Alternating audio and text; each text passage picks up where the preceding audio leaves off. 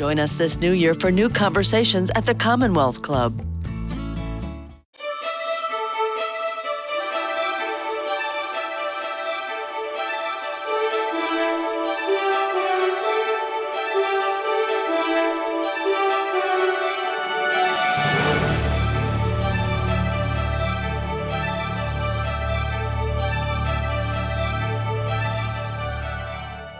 Hello, and welcome to today's program of the Commonwealth Club of California. My name is Gerald Harris. I am chair of the club's Technology and Society Member-Led Forum. Will be your host for today's program. The Commonwealth Club is America's longest-standing public forum, and especially at this time in our history, we are proud to maintain our focus on informing the public and our members about key local, national, and world developments. The focus of the Technology and Society Member Forum is to expose members, attendees, and the public to current and emerging developments in science and technology, and in the process, generate thinking and ideas about how the use and commercialization of technology is used in creating a better world for all. This is where real people can meet to discuss real issues, the place to be in the know. And now to our speaker. Natalie Zituni is a reality cosmologist and consciousness architect, clairvoyant, energy healer, mystic, generator of ensoulment, and an international speaker.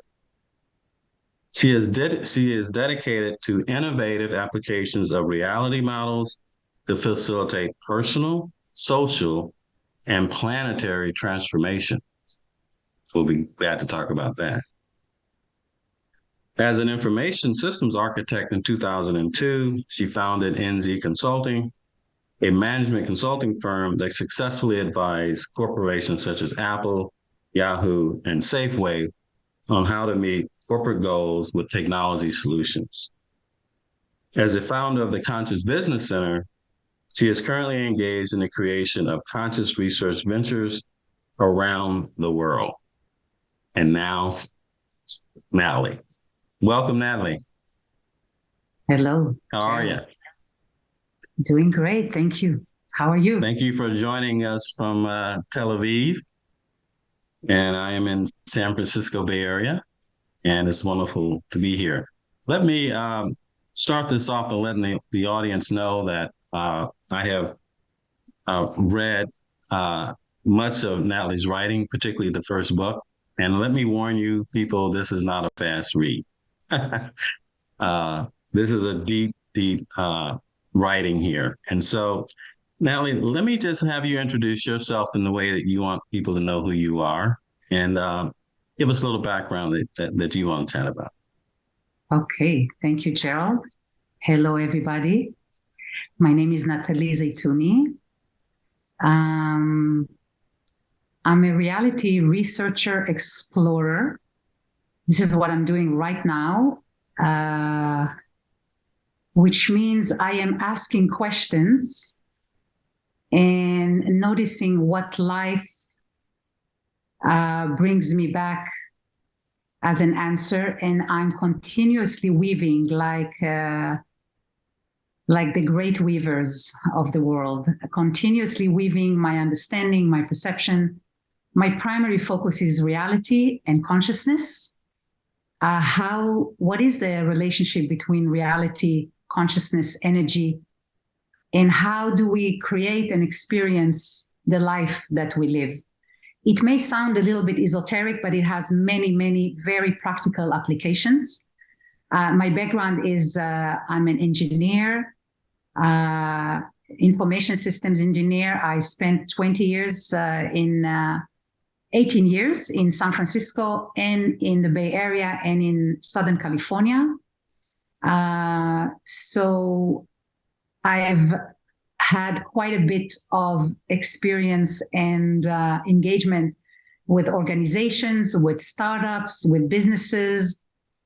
In 2006, indeed, I realized that if we look at businesses and we infuse them with deeper, wider states of consciousness, then maybe the world could be a better place. That's when the whole idea of conscious business emerged, and then conscious capitalism and so forth. So it's probably beyond people, planet, profit. It's really looking at levels of consciousness that a person and an organization can embody.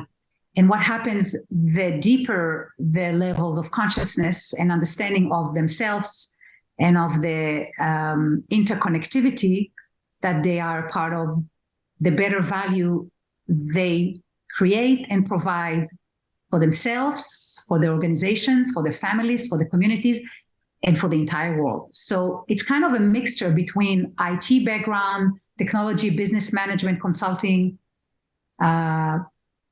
all the way through consciousness research, self-inquiry, and many, many self-development programs like the Hoffman Institute, and then all the way through actually digging and asking questions about what is this reality? Who am I? And what's happening? Oh, yes. Oh, yes. In fact, I would say, Natalie, I don't know of a person who has made the journey you made from deep in the technology to where you are now in terms of deep within the self and understanding the self, right? And so it may be useful for you to share with the audience sort of your, I'll call it the ride in the elevator. Yeah. I think in the book that was quite amazing, but maybe you should tell people kind of what happened there. Okay, so I was managing a company that provided ERP, CRM, and IT solutions, working on projects all over the US and all over the world, in fact. And one afternoon, I'm on my way to a board meeting for one of our clients. And it was on Market Street. I don't want to say the exact address. It was a building on Market Street. I hit the elevator. I hit the number 11 or 12. I don't know what it was. I think 11th floor. And I asked myself, what are you doing? Where are you going? And the questions that came were from a part of me that was I was completely taken by surprise by these questions. Like, I'm going to a meeting, I have to prepare a presentation, I have to present to the board. And I'm asking existential questions in the elevator on Market Street in San Francisco. But the questions were very, very profound, and they came from a very deep place in me. I was asking, who are you, Natalie? Where are you going? And is this the life you want to live? Yes. Now, the questions arose. They kind of confused me for a second, but I'm quite a grounded person. So when I stepped out of the elevator, I said, Natalie, okay, that's fine. These questions, let's leave them behind. We're going to go in, we're going to make the presentation, we're going to do what we need to do. And then after that, I'm going to talk with you later, okay? So I went in, but after that meeting, nothing was the same for me. Nothing. Yeah. Now, in your book, you call this the waking up moment, and this is not like this whole wokeness thing we're talking. That's not what we're talking about, because this is deeply personal. Yeah. Right. And I think when we titled this talk, "Does Technology Development Need a Soul?" Right, in our conversation, we thought the answer was obviously yes. But the question is, well, how does it get one? Right. Yeah. And what I take from your book is that you get one by individuals within the whole technology space becoming more ensouled. Yeah. Asking the questions you ask. Yeah. Well, right? Okay. So Gerald, after that elevator ride, I go back home. I lay my bags and my folders and all my presentation materials. And I ask myself, Natalie, what are these questions in the middle of a blue day in downtown San Francisco in the business district? What is that? So, of course, when I'm asking questions, the answers do not come right away. They are a process of discovery, which is a very fundamental principle of ensoulment. So ensoulment, just to make, now we're kind of moving in time here. So we're Yes. actually moving on several scales. We're moving on the personal, relational, collective scale, okay? Because everything I'm saying is actually relevant on a personal level, on a relational level, and on a collective human species level. So that's Yes. one scale that we're going to Yes. move through. Yep. Yep. And we're also moving in time. So this elevator ride was just a wake-up call for something that I could have just ignored. I could just, you know what, Nali, we got all these meetings, your calendar is full, just let it go. Who cares why you're here and what are you doing here? And are you really living your life? So this elevator ride created something, created a wake-up call, and people get wake-up call through sickness, through loss, through cancer, through epiphanies. Some of them can happen in the middle of nowhere. They can have experiences that they cannot quite explain, the mind cannot explain, okay? So these wake-up calls, they're everywhere. Now, sometime I asked my soul, I said, listen, I don't need a wake-up call, just talk to me. Tell me, really, please, don't wake me up. We don't need an earthquake of 11,000 people up to date dying under the ruins of buildings. We don't need this kind of wake-up calls. We don't need pandemics. We don't need AI and ChatGPT and Midjourney taking over our life and then saying, oh my God, what happened? So what I'm trying to say, there's an attunement that can happen when we actually listen. So the first scale, now hold on. The first scale we're going to move on is the personal, relational, and collective. There's another scale that we're going to move on is a scale in time, because that awakening, I was then 36. That was in 2006. Okay.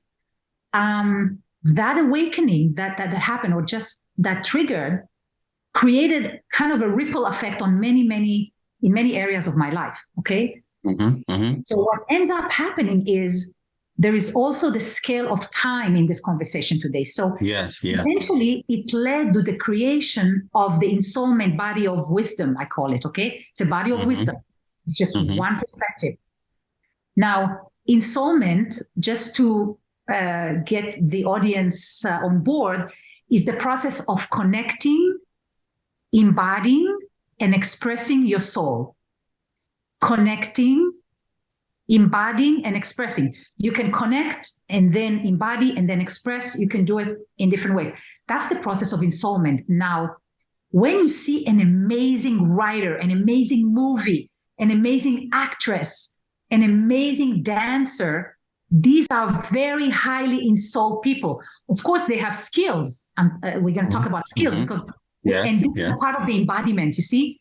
So a great dancer, composer, mathematician, programmer is a person that actually, through the development of skills, through the embodiment of what they love doing, which is dancing, composing, managing, that you can have an amazing leader, okay? Incredible leaders that can facilitate a whole series of generational movement, okay? Martin Luther King, Mahatma Gandhi, all incredible leaders. These are people who embodied their soul and expressed it out to the world. These are highly ensouled people, okay? Now, so the ensoulment is the process of connecting, embodying, and expressing our souls, not only on a personal level. You can see when a couple or when a family is really ensouled, you can see how they're all empowering, generating, they're a yes, we can to everybody in the family. You can see a functional, healthy family. That's an ensouled family, okay? So the ensoulment happens also at the personal, collective, and even state, governance, politicians. So the ensoulment is at all levels. So I'm gonna move in this playground to talk about this process and how basically it's related to technology, because something is happening here that is exponentially faster and quicker, and we kind of have no control over it, almost have no control. Then what is the role of the soul, and how do we bring soul and technology? I think even related, and how are they related? Well, let me ask you this. I think a couple of things you pinpointed in there. One is that this takes work, right? This is not a walk in the park, because there may be periods of time where you are asleep at the wheel or caught in the maw of the system or in the day to day, right? And so it's just like you are in the elevator, you're working, and all of a sudden, oh, wait a minute, right? So, and then the stuff one goes through personally, to sort of wake up is work, right? A great Yes. dancer works at it, right? I mean, there's a lot of work there. The other thing you mentioned is, in fact, it's very interesting. Let me touch on the technology a little bit, because one of the things that's going on is that through these technologies now, it appears we're in a position to accelerate technology, to accelerate discovery, right? I mentioned to you before our call that the latest Scientific American here, February, has an article about the guy is at DeepMind, right? And the point he makes here is that when you combine the mind with AI, you can accelerate discovery, right? So as a species, are we ready for that? How careful should we be? What decisions? What oversight? How should the public be involved? Information, risk. I mean, I think this question of does technology need a soul is probably important, because we're at this pivotal point. I know you feel this as well. Yeah. Gerald, the soul is the innermost essence of something. The innermost essence. So we are souls having a human experience. Your dog is a soul having a dog experience. Based on the Ensoulment model, I've been thinking about and downloading and channeling and teaching and guiding through this process now for probably since 2010. So this is about 12 years. The process of Ensoulment, the process of connecting and expressing your soul on all levels, is a process of discovery. Now, what you're describing about the mind, the soul is embodied in this particular vessel or this particular suit or this particular bio form, okay? We have a mind. What happens the last probably 30, 40, 50 years, there's an acceleration of the mind and the way the mind is processing information and is creating realities and creating technologies and infrastructure outside of itself, okay? Like the internet, like the artificial intelligence.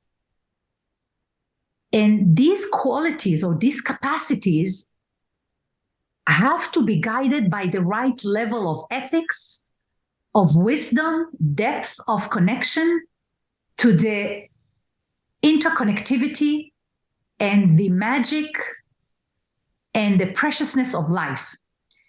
It's like giving an atomic bomb to leaders that are totalitarian regime that don't have this awareness that we're all connected.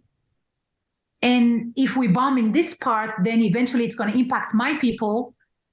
So I'm saying this because we have accelerated mental development. We have accelerated developing the mind and the creations of the mind. So science and technology are a creation of the mind, okay? We've accelerated this and we've just kind of developing slowly and steadily our ethical inner work, interconnected work, ecological understanding. So we're very, very, very quickly developing the mind while all other aspects of our society are slowly developing. This is where the risk is, that the people who are making decisions, the CEO of ChatGPT, the people at Microsoft who are pouring billions of dollars into AI, these people are thinking about market. They're thinking about the future in terms of technology, which is wonderful. We want them to think like this. But the question is, are they thinking about the soul of humanity? Are they thinking about the soul of the planet? Are they thinking about the soul of their grandchildren, 12 generations, as the indigenous would think about? Is this what's managing their long-term thinking? Or are they just thinking about, let me just gallop forward with developing the next tool that will allow me to create an unbelievable breakthrough in business and technology? If we're thinking only about business and technology, it's very dangerous. It is similar to cancer in the body, where the growth of the cancer is having a trajectory that's not aligned with the entire organism, which is the core of what's missing with our technology development. I believe it. I'm a technologist. I love using technology as a tool, but we are not a tool anymore. We're actually being used by technology. There's no one place that we go into without our technology. So instead of using technology as a tool, we are being used. Who is we? Our life force. So all I'm saying is like, hey, okay, I love technology. I love where we're headed. There's no way we could stop it. But all I'm saying, are we developing our ethics, our consciousness, our interconnected biological, ecological perspective at the same rate that the technology is developing? That's my only question. And so far, I'm getting no. This is why I am concerned. Right. Yeah. And I think this is really an important time to be looking at this question, because as you know, worldwide right now, tens of thousands of young people who thought their future was in technology are now being laid off. And there's a moment here of possible awakening. Yes. Right. There's a moment here in which a lot of those people, and a lot of people listening here, can say, hey, wait a minute. Was I doing what I want to be doing anyway? Or is there a way to apply this in a way differently? For example, the fella here at DeepMind, what he applies this to is to figuring out how proteins fold, right? And he has an application here where they, applied this tool there, and now he wants to turn this over to the people who are doing gene editing, right? But his idea is, okay, we're going to use this to cure disease.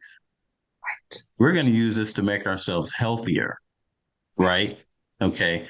So I think it's at that level of the decision that we're talking about, which is, hey, look, the technology is fine. No one's saying we're against technology. What we're saying is, what are we using this for? What is the consciousness of that, right? So can we use this to cure disease, to make our music better, to make our creativity better, to open up hearts, to increase the level of compassion? So maybe there's some people who are listening to this that go, oh, yes, you're right. Yeah.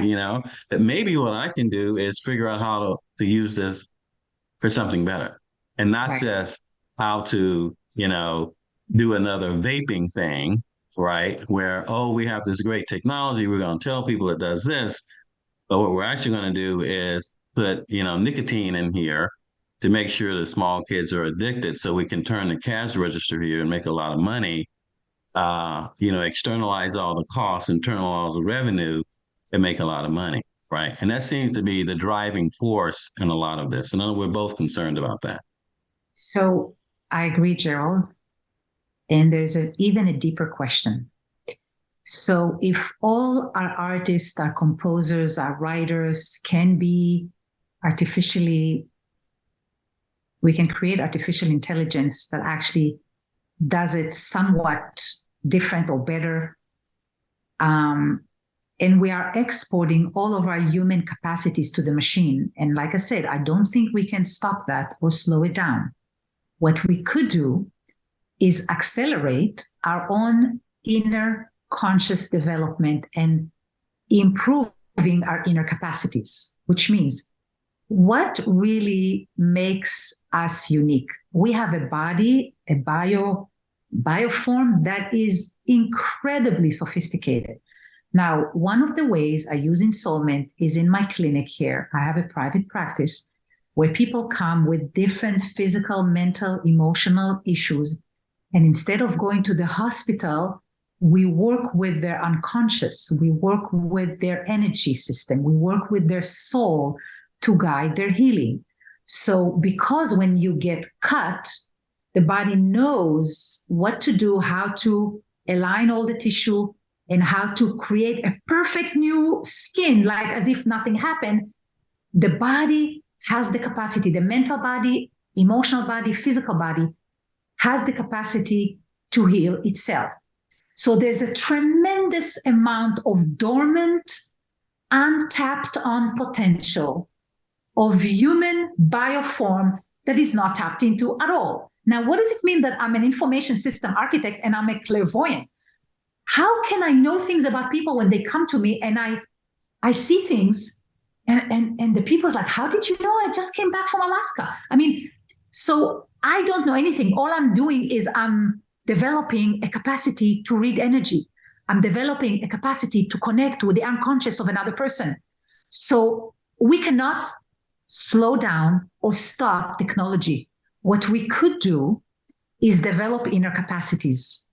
Inner capacities for healing, remote viewing, remote seeing, remote connection, actually getting oriented by seeing. So there's so many capacities that we have not tapped into as human beings.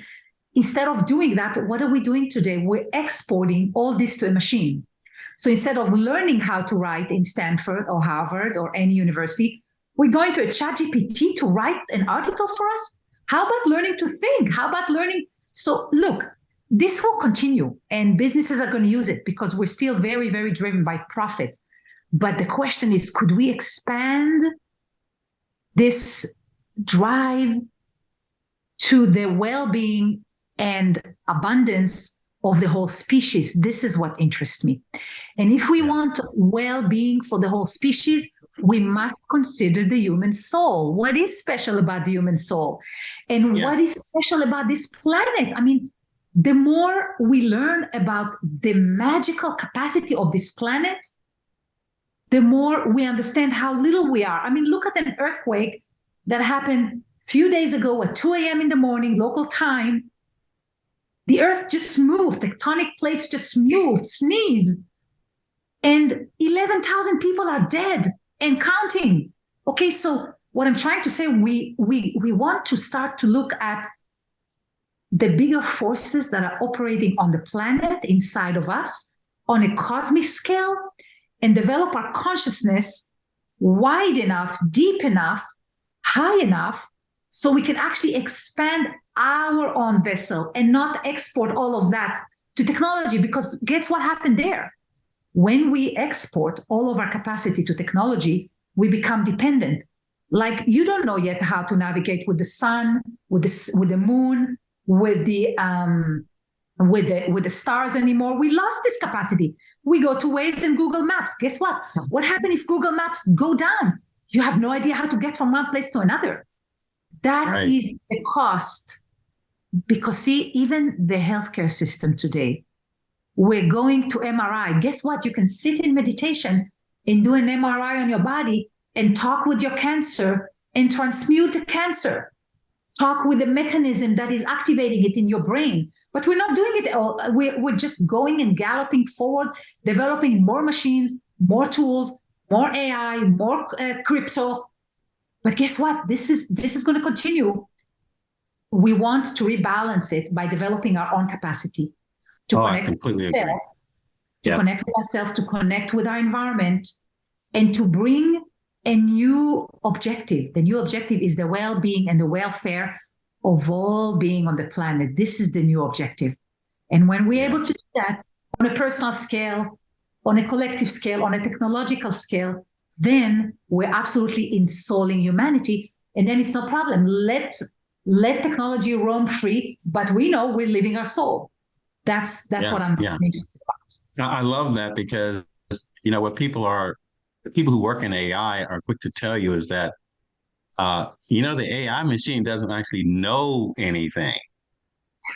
There actually is no intelligence in here. What it's doing is a really nice job of copying, right?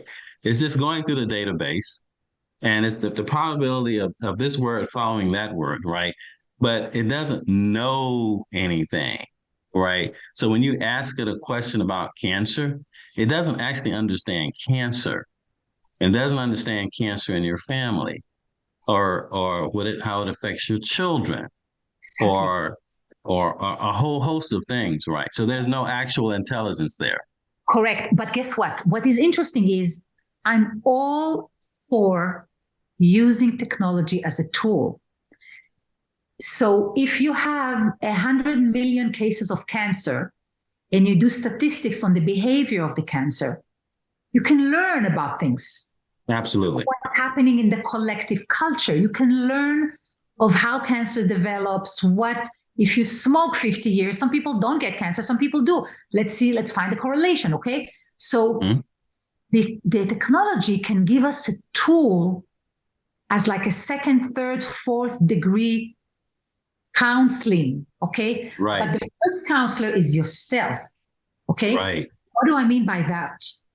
Because we're going and Googling everything when we have a problem on where something is going on, somebody has diabetes, somebody has problems with their heart, somebody this, heart disease, da. So when we start Googling outside, we're missing something that has a much higher grade quality information for you, which is yourself. So I invite people, and that's a part of Ensoulment. When something is going off in your body, how about sit down? How about taking a breath? How about asking your body, tell me, what's happening? Why is my heart racing? Why am I having high blood pressure? Why am I having all of a sudden diabetes? I've never had diabetes. Why am I having... So having a conversation with the essence that is alive in you, which is your body and your soul. Now, this conversation, like I said, it's a discovery process. It doesn't happen in one day. You cannot decode, discover, and decipher the information your body is giving you all in one sitting. But guess what? If you sit every day 5 minutes, all of a sudden you're like, ooh, insights come. The unconscious start talking. You have dreams. You have messages that are coming to you. Somebody's sending you an article. All of a sudden you're introduced to somebody. This is the universe talking to you, okay? And it's not a hoo-ha. It's nothing about that. It's really the system is talking to you versus Google is answering your questions that may not be relevant to you at all because you're an African American and the data that this research is talking is about Chinese or indigenous. So it has nothing to do with you. So what I'm trying to say is you could use technology, you could use artificial intelligence as a third, fourth, fifth grade kind of quality information, but the highest grade is your body and your soul. And what could be better time spent than getting to know your body and your soul? And what does your soul want? When my soul realized, when my personality, which is the human aspect connecting my body and my soul, realized that, yeah, I'm a great information architect. I'm a great IT person. I'm a great businesswoman. I started and launched multi-million-dollar businesses. Great. But my soul was not really turned on by this. My soul was turned on by understanding the code of reality. I'm like, whoa, that's a tall order. Not the code of consciousness, not the code of the human psyche, not the code of psychology, but of how reality is created and how does it evolve. Well, because my soul is so passionate about it, I spend time doing it while doing many other things that my soul is telling me to do, okay? And when my soul told me, how's Gerald doing? I haven't talked to you for a few years. And I called you and it's like, oh yeah, and Nali, why don't... Then things just unfold because I'm following the guidance of my soul. So the core kind of message, if there's nothing else that the audience is getting out of this conversation is, who is your soul? What is this? How does it communicate to you? Is it through art? Is it through code? Is it through having a family? Like, what does your soul want, really? And are you listening? Oh, yeah. In fact, I have to tell the listeners here that, during our conversations, I've had some discoveries in my own life around, a health condition that was related to my attachment to sugar. And as I have worked through that, I have learned a lot of things that we've been able to share about that. So again, this book is not a quick read. And I just want to, first of all, I want to compliment you on what a wonderful writer you are. I have written a book myself, but for you to even, as you were going through this, to put this all on paper in a way that we can share it and read it and think about it and interact with it. So just a magnificent job on the books. And I would encourage, anyone who really wants to get into this to do it. But let me ask you, go one more step down deeper here, because it's sort of like, in my own experience, which is that who you really are and how deep into that one wants to go touches on a lot of things, including how you think about yourself. Do you love yourself? In the process of loving yourself, how are you loving others? What's happening in your love life? How is it being reflected there? Right? There's a lot of stuff one has to go through in this ensoulment process. And I know there's a part of it that you say you're in this sort of soullessness. Yeah. Right. Yeah. When you're really in there, it gets a little murky. Yes. Yes. A little tough in there. I'm going to talk about it. It's a very important part, actually. The ensoulment process has 5 phases. And the ensoulment, I'm not going to go into it because it's a lot of information. Maybe I will get to it at some point. But the ensoulment process is not just a one process that happens in one place. It happens in multiple dimensions. So you can go through an ensoulment with your relationship to your body and how you eat. You can go through an ensoulment process with your relationship, your intimate, close relationship. You can go through an ensoulment with your career. You can go through an ensoulment with your the way you express yourself. You can go through an ensoulment process with health crisis that you may have. Okay, so the ensoulment process is the ongoing coming closer to your true essence, and let that essence heal you. Let that essence inform you. Let that deep, deep essence that you are guide you. Okay? So that's the ensoulment, and it happens on many levels. Now, in ensoulment, after the wake up, sometimes we descend into soullessness. We descend into all the places as a country. Hello, look at America under Trump. Look at Israel under Netanyahu. So there are leaders who, and I'm not going to go politics because I'm not a politician. Sure. Okay, Mm-hmm. But there are some dark ages. There are some dark ages when you have totalitarian regime, really racist, fragmented, and the list goes on and on and on. These are dark ages, actually. These are soulless places of this political governance system. You understand? So the political system can have, even within itself, it can have different levels of ensoulment in different areas. Okay, so in some areas, it can be completely soulless, and in other areas, it can be pretty good. It's pretty supportive, supporting the people, bringing more prosperity and so forth. So there is the soullessness. Then there's alchemical process. But before you leave that, what I took from this is that one should not run away from the darkness. Yes. So I'm going to go into soullessness now. Yes. Because all of our life experiences, both as a person, as a collective, as a species, we've had a lot of wounding, pain, trauma being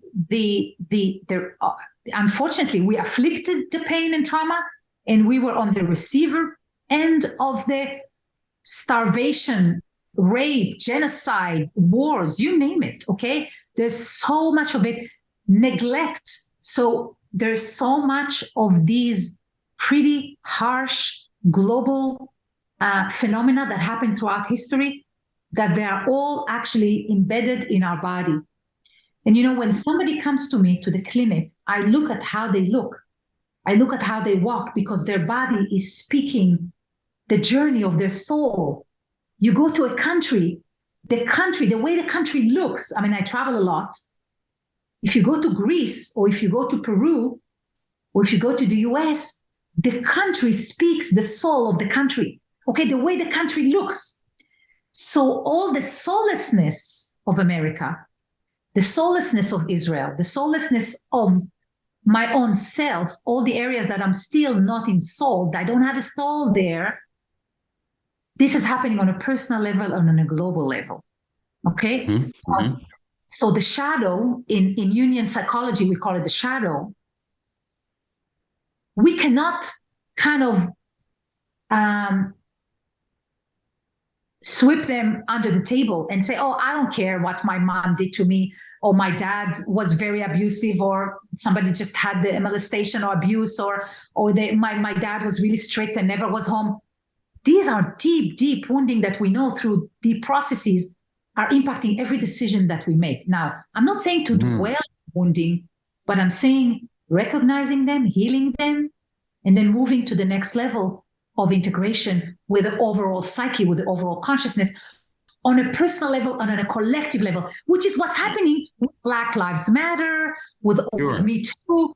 We cannot ignore these movements. These are critical movements that are trying to integrate, Black lives, women's life, children's life into the entire collective, so we can operate not from a soulless place. Because I'm sorry, the way Blacks are, so not only Blacks, but all Indigenous and all people of color are treated in America. Come on, there has been a soullessness. There's a wake-up call right now. It's a very interesting, It's a good example for the Black Lives Matter, what's happening in Iran. There's a wake-up to own this own part, to integrate them with the collective psyche, and to ensoul America. So everybody is equal sitting on the table. Truly equal, not the same, not sameness, but equal in terms of privilege. Sure. Now, there's a part of when you're in this soulness and you're dealing with the pain, but eventually you reach this alchemical stage, I think is what you call it, which you are beginning to bring some form, some understanding, some direction, some movement, which I think is really interesting, because when we think about technology, right, and people involved in this, one of the things we're suggesting is there may be a period of time where it's messy, where we may be stopping development or regulating it or overseeing or whatever, and it's really messy, okay? In fact, they're interesting how many people in the industry now are actually asking for regulation in certain areas, right? So, for example, Bitcoin, right? Okay, which is another thing. Now, all of a sudden, everyone's begging, oh, please come in and save us from ourselves because we made such a mess of this thing, right? Okay, but it's like that. There's messiness, right? But then there is eventually, this alchemical stage. And I want you to talk a little bit about that as well, because I want people to understand we're not just, as we've been saying, we're not saying stop technology, but we're saying this ensoulment process is a way of getting it to a deeper purpose, right? And a deeper set of actually innovation and creativity, probably tied to advancing human potential. Yes, exactly. So this is a beautiful direction you're taking us. I'm going to talk about, doing the inner healing and inner inquiry and inner soul searching and soul healing is very important on a personal level and collective level. There's an alchemical process where the past and the future, kind of like the chrysalis, I talk about it in the book, Like you're not quite a butterfly, but you're not quite the worm, okay? You're kind of in between state. Now we are right now as a species and in technology, we are in this in between state. And do we want to sell our soul to technology? Do we really want to become this big heads with small bodies, small degenerative arms and nothing, just big mind, kind of on a computer or already plugged into the metrics out? Is this what we want? So we are in the middle of an alchemical process of a human mutation. This is why I am begging for ensouled leaders, ensouled technology programmers, ensouled technology leaders who can lead this process of alchemical transmutation, because we are in the midst of a human mutation. This is a mutation we're going through, okay? Now, we're either going to go to the singularity movement, which says, hey, plug me in, plug me in with the Neuralink and Elon Musk. Okay, great. You know, they have good intention, but where is the overarching looking at the motivation and the ecology of the technology within the overall human evolution? Where are the true thinkers, leader? Where are the wise technology developers? And wisdom is not information. Wisdom is not knowledge. Wisdom comes with experience. Wisdom comes with the ability to see that it's all about love. We are all interconnected. And how could we bring a thriving reality here? This is wisdom. When a person comes to me and tells me it's all about love, I'm like, aho. When somebody calls me, we're all interconnected. Yes, baby. And when somebody tells me, I don't care just about my country, I care about the region, I care about the whole planet, I'm like, yes, this is wisdom. When I see wise leaders coming in the door, coming into my clinic, wise CEOs, and I work with CEOs and I work with many people around the world, when they come into my sphere, I'm hopeful, because this type of wisdom, this type of ensouled wisdom is necessary to guide the process of our mutation, of our evolutionary mutation. We can no longer work in silos and say, I don't care what they say over there. I'm going to just write this ChatGPT and I'm going to make version 10.0. Whoa, 10.0 means you can also code things that are very harming, that can inject viruses to your computer just through this conversation. So there's a whole, instead of releasing and galloping forward with technology, the invitation here is to wake up, first of all the wise leaders, wake them up. Wise leaders unite, wise technologies unites, okay? To create a global movement that says, hey, who are we as a species? Who is our soul? What about the soul of this beautiful planet? I mean, yeah, we're going into Mars, we're going to the moon, but this planet is magnificent. Are we really acknowledging the beauty and the wisdom and the intelligence this planet has to offer? No. We're just like, oh yeah, I don't care about this planet. We're going to dump it. Let's just go to the moon. Let's just go to Mars. Hold on. Let's look at the Amazon, the incredible intelligence of Amazonian life force. So the invitation here through the alchemy process, and I'm going back to the soullessness and alchemy, is in the midst of this mutation that we're going through. One scenario is to become half machine, half human, which gradually gives birth to just completely machine. Like we'll have something that will have very, very little bioform, and everything will be like the Matrix in the movies. You'll upload your consciousness. Yeah, it's coming. Not in this generation, but it's coming. But this is one evolutionary trajectory. What I'm calling to deepen our connection with our soul, with our human essence, with our embodied capacities, okay? Then to embody it on a personal level and on a global level, and let the wise leaders that are knowing this interconnected, okay? You can just, okay, I use in the books the metaphor of the body. It's like, oh, yes. I don't need this liver. Let me cut it off. Let me just cut it off from the liver. Oh, I don't need this kind of throat or this. I don't need it. Let me cut and paste it with some artificial, more advanced. Well, guess what? This intelligence that we have in our body is an intelligence that developed through millions of years. Now, the downside of this, it is a very slow evolution.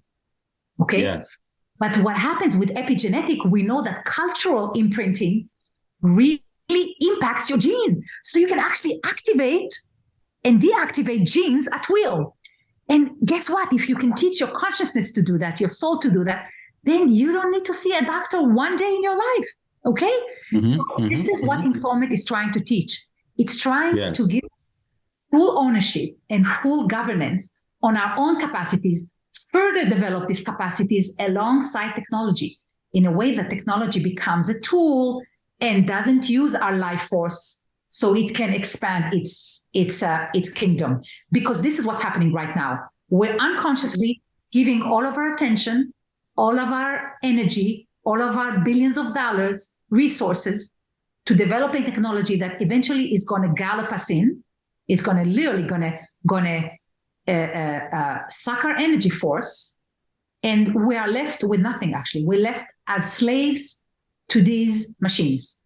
And slavery, we know how wounding of a problem it is in our humanity. But now we just created a new construct reality that we become slaves to it eventually.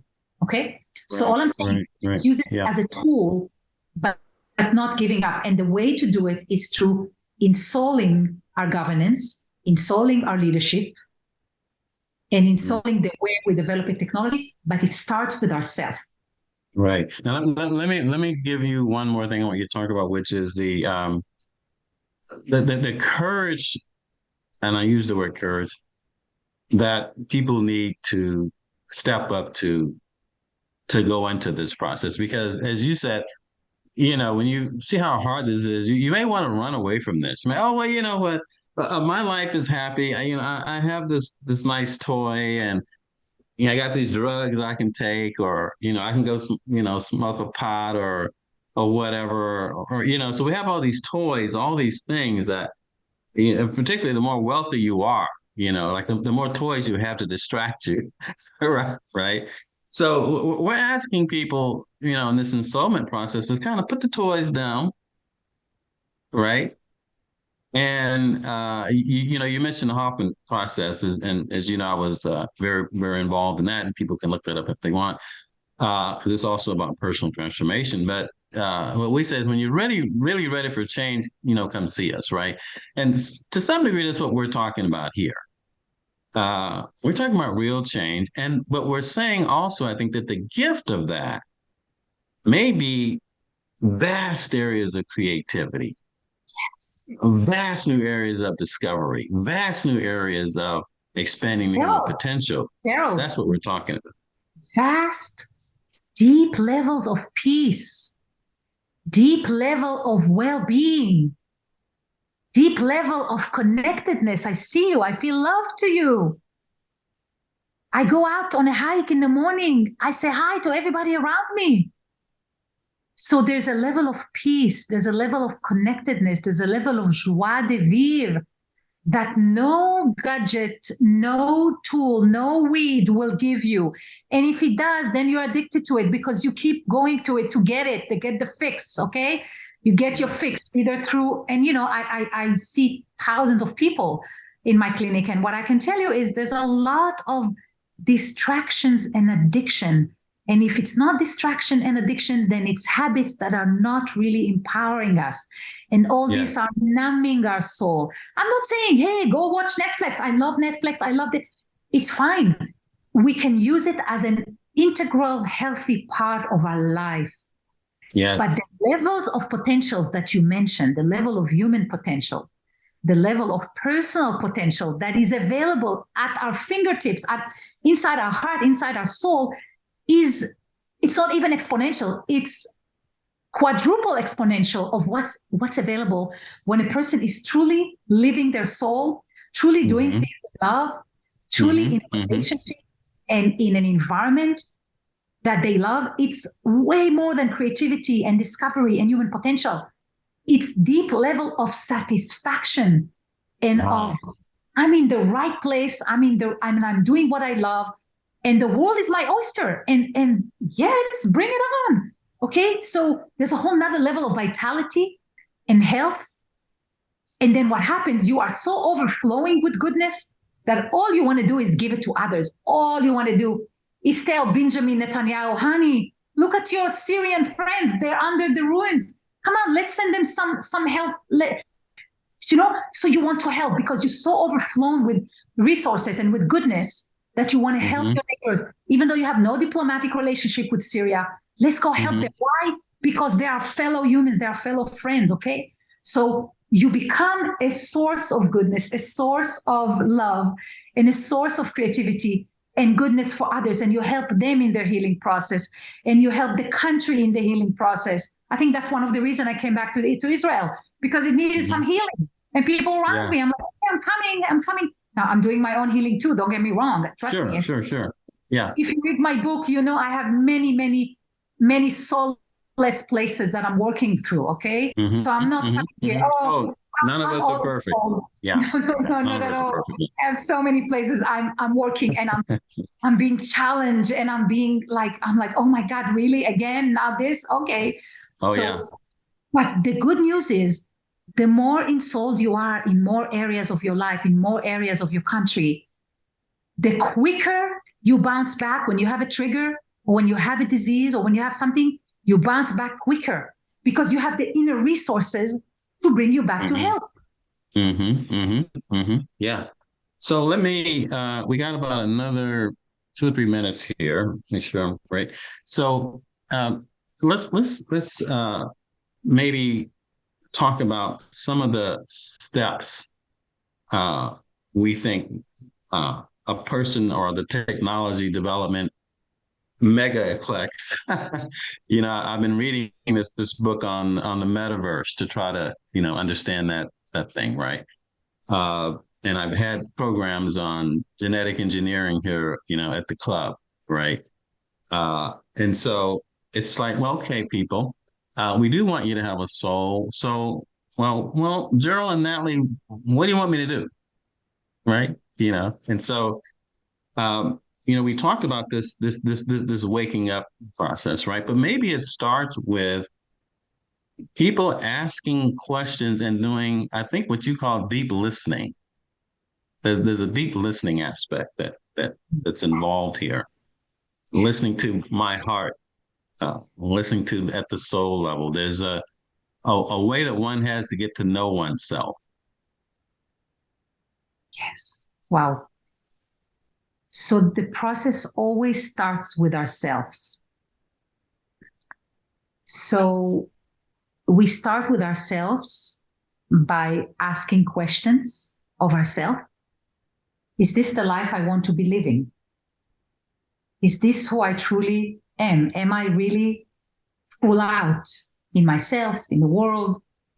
If the answer is yes, then great. You're go ahead. It's all good. If the answer is like, well, yes, and this area of my life, my health, my child, my line of work, I actually want to be a designer. I want to be a fashion designer. I don't want to be a doctor. I'm just saying, just an example, okay? These are gateways to starting the ensoulment process in these domains, okay? So it is asking questions. This is one life that I have right now. Am I truly living my life? Or am I kind of tired? I'm like, oh, Natalie, come on. I'm not going to go now into these questions. I'm 50 years old. I'm 60. I'm 70. Well, guess what? My mom is 90 and she's asking herself these questions and she's still improving. She's 90. Now, I'm saying this because when we got her an eye patch, she's like, what is this eye patch? She didn't even know how to hold it. So, really. And it would be sliding and she would be like opening 5 screens at the same time because her hands are kind of clumsy. I'm saying this because if she could learn an iPad at 90, I bet you could learn who is your soul. And what is your soul telling you? You can do it through just one thing. It doesn't have to be now a massive change. I didn't do a massive change. I started with one thing after another. First, I left my work. I sold my company. Then I went traveling. But that's my ensoulment process. It doesn't mean it's your ensoulment. Maybe your ensoulment process starts with connecting with your body and getting it back into balance, okay? That's maybe an ensoulment kind of doorway. So what I would say, the first step is to find through, it's not even finding, it's discovering through an inner process of who is your soul? What is she telling you? Even when you're showering, who are you, my soul? Who are you, my soul? Tell me. Ooh, I'm the color in the sky. I was like, I'm the color in the sky. What is that answer? So at the beginning, it would be cryptid, and I talk about it in the books. At the beginning, the conversation from the soul is scripted. But the more you engage in it, the more it opens its magic and its majesty to you. And so it's a personal process. And then gradually transitioning from all the places that you know for sure, that's not in soulmate for you. If I'm smoking, sorry, not in soulmate. I don't care what you tell me. If I'm abusing my child, I'm sorry, not in soulmate. If I'm being retreating from people, like there's behaviors that are all symptoms of soullessness. So to start looking at all the places where we have soullessness, both in ourselves, in our communities, in our governance structures, and gradually and organically moving toward soulmate. It's a gradual organic process, like a plant. A plant doesn't grow in a second. It's gradually, it has sprouting, it has this kind of shoots, it goes, it expands, it orients toward the sun, which is exactly the ensoulment process. And then all of a sudden you see a really healthy plant, okay? So it's the same with the ensoulment process. So it starts with the self and orienting toward what is your soul telling you in all areas of your life, including technology, including genetic engineering, including everything. Yeah. And I think I think the thing I would hope from this conversation that we have here is that not only are people going through that on a personal level, right? But when they go into their offices and their places of work, right, that they begin to ask questions around, well, what are we doing here? How are we applying what we're learning? Right. I go back to the deep mind fellow, right? Because remember, several years ago, there was a Chinese scientist who did a genetic engineering thing on two twin embryos, right? Okay. Because he was so interested in personally jumping ahead. Yes. Right. He wanted to be the first. Right. Okay. And so it's that kind of thing that worries me. Yeah. Is that these are individual decisions deep within these institutions, but they're individual decisions. Yeah. Yeah. Driven by individual motivations. Yeah. Which are soulless. Yeah. Right. And I think that is, I hope what anyone takes from this conversation is that you cannot be stuck way in the bowels of Facebook or Google or whatever startup you're doing, right? And, when you make that decision to, for example, I go back to the vaping, to put the nicotine in there and then have a bubblegum flavor, then you know what you were doing. And I think that's what we're asking here is if you're an individual involved here and you're doing soul level work, it should be influencing the decisions you're making daily. Yes. Yes. And we need ensouled leaders. Gerald, this is my call. I'm calling all the ensouled leaders that are still in process of ensoulment. All of us are in continuous process of ensoulment, but I'm calling ensouled wise leaders, technology leaders, politicians, healthcare systems, educational systems. We need you. We need you to ensoul our systems. And at the same time, then use technology as a tool. No problem. We love technology. I love technology. It's wonderful. Yes, right.